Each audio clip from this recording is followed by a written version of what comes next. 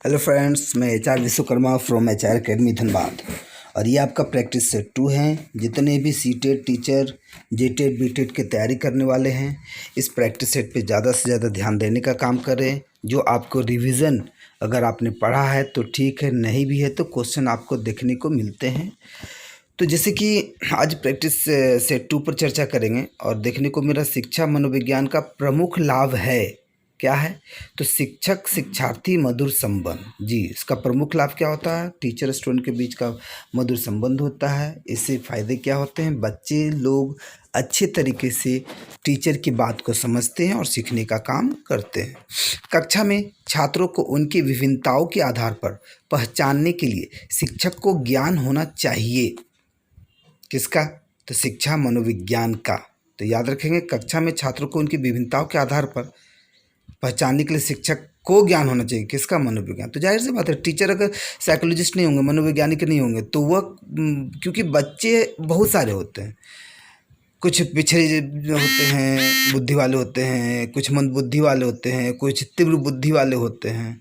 तो यहाँ पर फोकस करने का काम किया जाएगा कि टीचर मनोवैज्ञानिक होंगे ताकि वो किसी भी तरह के बच्चे को समझ सकते हैं और उसके आधार पर उसको पढ़ाने का काम कर सकते हैं। नेक्स्ट, समय सारणी में गणित, विज्ञान या कठिन विषय के कालांश पहले क्यों रखे जाते हैं? तो होगा आंसर मनोविज्ञान के आधार पर। ठीक है, याद रखेंगे, ये सब सेट किया जाता है। तो आइए नेक्स्ट क्वेश्चन में बनते हैं। नेक्स्ट क्वेश्चन, सफल एवं प्रभावशाली शिक्षा अधिगम प्रक्रिया के लिए आवश्यक है। ध्यान दीजिए क्वेश्चन पे। सफल एवं प्रभावशाली शिक्षा अधिगम प्रक्रिया बोले तो लर्निंग प्रोसेस के लिए आवश्यक है।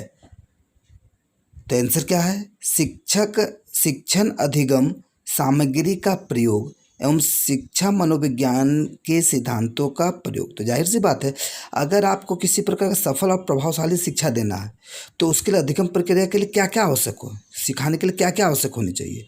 तो शिक्षण अधिगम सामग्री, लर्निंग से रिलेटेड जो सामग्री है वो होनी चाहिए, प्रयोग करना आना चाहिए, शिक्षा मनोविज्ञान के सिद्धांतों का प्रयोग करना आना चाहिए। कभी भी कोई टीचर अगर क्लासरूम में गए तो जाहिर सी बात है, बोर्ड है, चौक हैं, मनोवैज्ञानिक तरीके से उनको समझाने का काम करते हैं। तो ये सारी सफल एवं प्रभावशाली शिक्षा हैं जो अधिगम प्रक्रिया के लिए आवश्यक हैं।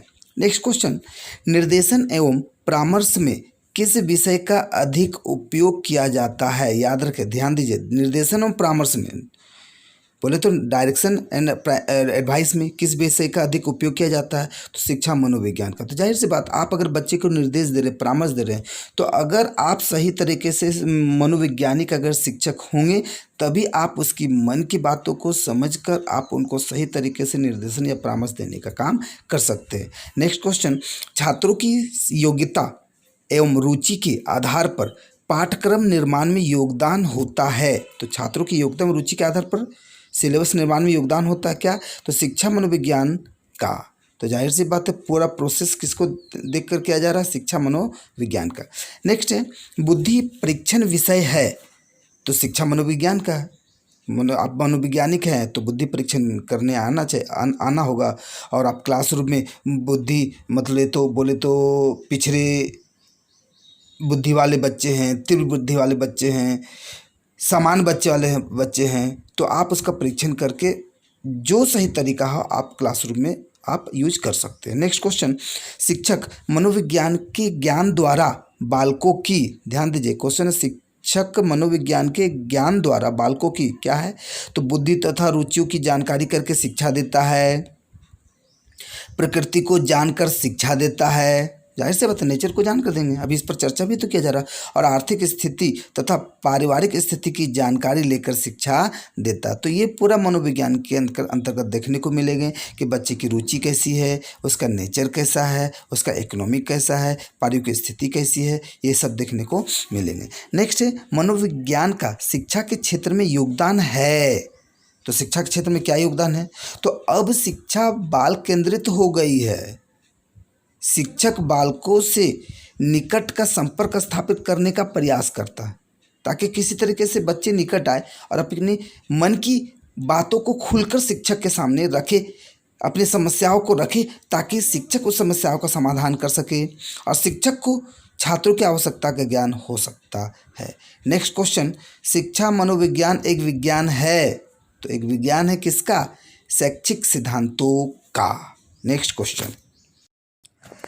क्वेश्चन, शिक्षा मनोविज्ञान की उत्पत्ति मानी जाती है 1900। नेक्स्ट, मनोविज्ञान शब्द के समानांतर अंग्रेजी भाषा के शब्द साइकोलॉजी की व्युत्पत्ति किस भाषा से हुई? तो याद रखेंगे ग्रीक भाषा से, जो फर्स्ट डेमो ही में ही बताया जाता है आप लोगों को। शिक्षा मनोविज्ञान का संबंध है किससे है? शिक्षा से, दर्शन से, मनोविज्ञान से। शिक्षा का शाब्दिक अर्थ है पालन पोषण करना, सामने लाना और नेतृत्व देना। नेक्स्ट क्वेश्चन, मनोविज्ञान वातावरण के संपर्क में आने वाले व्यक्तियों के क्रियाकलापों का विज्ञान है। तो याद रखें वातावरण पर फोकस किया जा रहा है और इसका कथन किसका है? तो वुडवर्थ का, वह से वातावरण, वह से वुडवर्थ। नेक्स्ट, मनोविज्ञान शिक्षा का आधारभूत विज्ञान है, यह कथन है किसका है? तो स्किनर का है। तो स्किनर क्या कह रहे हैं कि मनोविज्ञान शिक्षा का आधारभूत विज्ञान है। नेक्स्ट, शिक्षा मनोविज्ञान की विषय सामग्री संबंधित है, किससे संबंधित है? तो सीखने से है। किससे? सीखने से। नेक्स्ट, शिक्षा मनोविज्ञान में जिन बालकों के व्यवहार का अध्ययन किया जाता है वह है, तो शिक्षा मनोविज्ञान में किन बालकों का अध्ययन किया जाता है? तो इसमें मंदबुद्धि, पिछड़े बालक, समस्यात्मक बालकों का अध्ययन किया जाता है। Next question,